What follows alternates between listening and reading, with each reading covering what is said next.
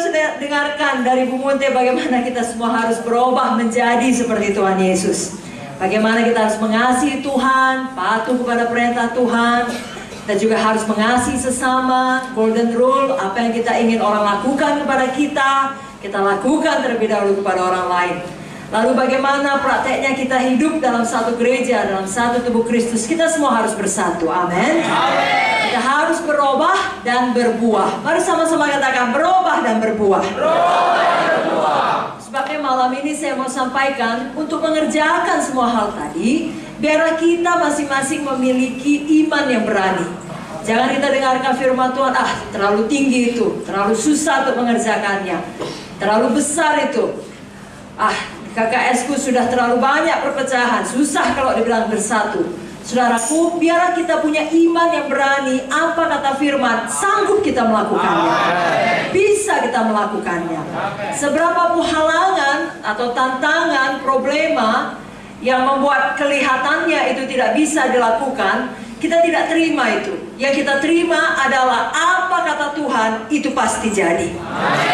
Malam hari ini sama-sama kita berkata, saya punya iman yang berani. Keberanian iman. Amin. Karena kita tahu kita memiliki Tuhan yang besar, yang sanggup melakukan apa saja. Dan Tuhan itu hidup ada di dalam kita. Firman-Nya ada di dalam kita. Apa yang dikatakan oleh firman, ya dan amin. Malam hari ini saya mengajak Bapak Ibu Saudara, mari berani untuk memiliki iman bagi hidup kita masing-masing, baik secara pribadi tadi, juga di dalam tubuh Kristus, sebagai gereja Tuhan, sebagai anggota tubuh Kristus yang masing-masing kita memiliki tempat, masing-masing kita memiliki bagian, memiliki karunia, masing-masing kita penting. Amin. Jadi kalau selama ini ada sesuatu Tuhan taruhkan dalam hati saudara, satu visi, satu panggilan, satu tugas, saudara merasa itu terlalu besar, terlalu sulit, mulai malam ini saudara berkata, tidak ada yang mustahil kepada Tuhan. Saya berani beriman, tidak ada yang mustahil kepada saya. Saudara tidak lagi lihat kepada sumber daya saudara yang terbatas. Saudara lihat kepada Tuhan Yesus yang tidak terbatas. Apa janji Tuhan yang Tuhan hidupkan dalam hati saudara masing-masing, saudara yakin betul itu bisa digenapi. Amin, saudaraku. Saudara masih ingat kisah Abraham? Bagaimana Tuhan menjanjikan kepada dia memiliki anak. Dia sudah tua, mustahil bagi dia memiliki anak, tapi dia memiliki iman yang berani. Mari saya bacakan dalam Roma 4 ayat 18 sampai 24. Sebab sekalipun tidak ada dasar untuk berharap, namun Abraham berharap juga dan percaya bahwa ia akan menjadi bapa banyak bangsa, menurut yang telah difirmankan, demikianlah banyaknya nanti keturunanmu. Imannya tidak menjadi lemah, walaupun ia mengetahui bahwa tubuhnya sudah sangat lemah, karena usianya telah kira-kira 100 tahun, dan bahwa rahim Sarah telah tertutup. Tetapi terhadap janji Allah ia tidak bimbang karena ketidakpercayaan, malah ia diperkuat dalam imannya, dan ia memuliakan Allah dengan penuh keyakinan bahwa Allah berkuasa untuk melaksanakan apa yang telah ia janjikan. Karena itu hal ini diperhitungkan kepadanya sebagai kebenaran.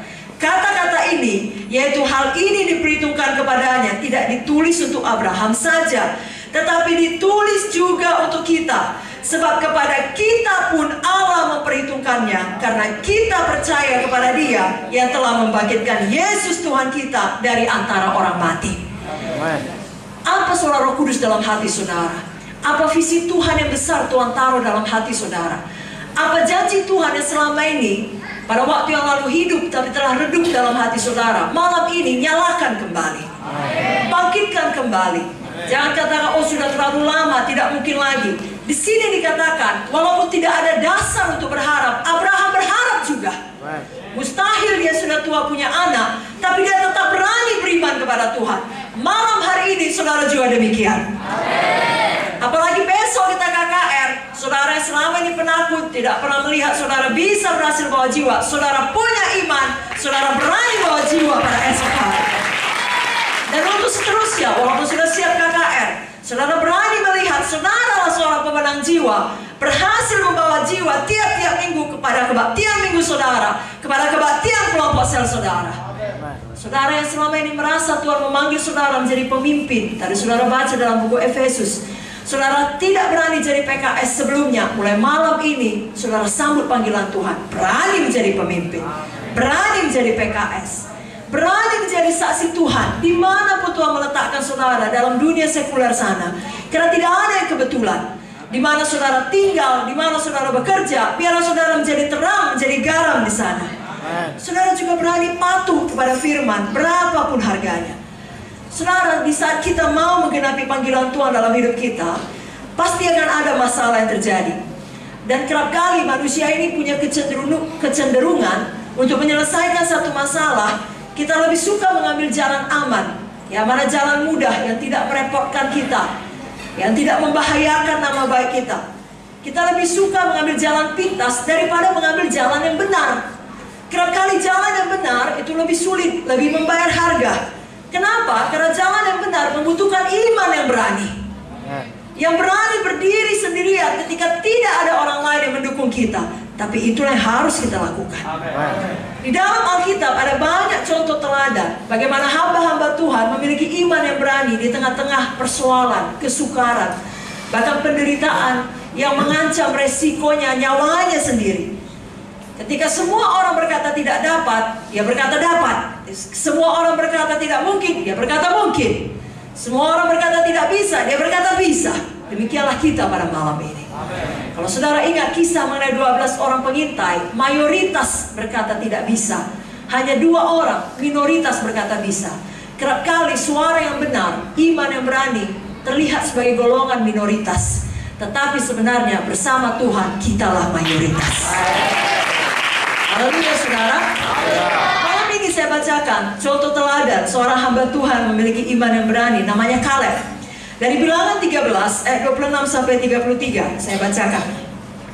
Langsung datang kepada Musa, Harun dan segenap umat Israel di Kades di padang gurun Paran. Mereka membawa pulang kabar kepada keduanya dan kepada segenap umat itu, memperlihatkan kepada sekaliannya hasil negeri itu.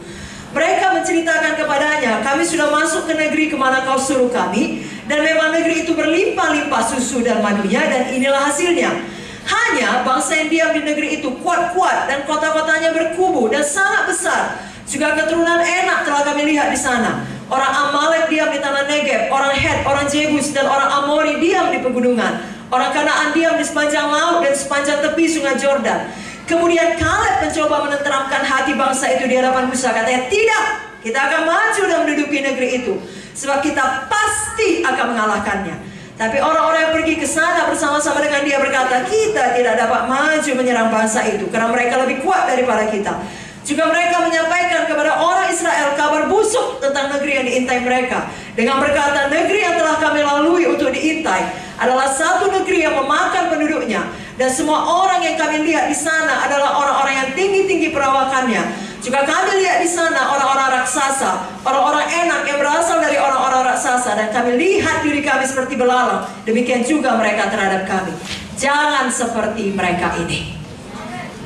Lihat diri saudara jangan seperti belalang, tapi sebagai pemenang, bahkan lebih dari pemenang. Punya iman yang berani.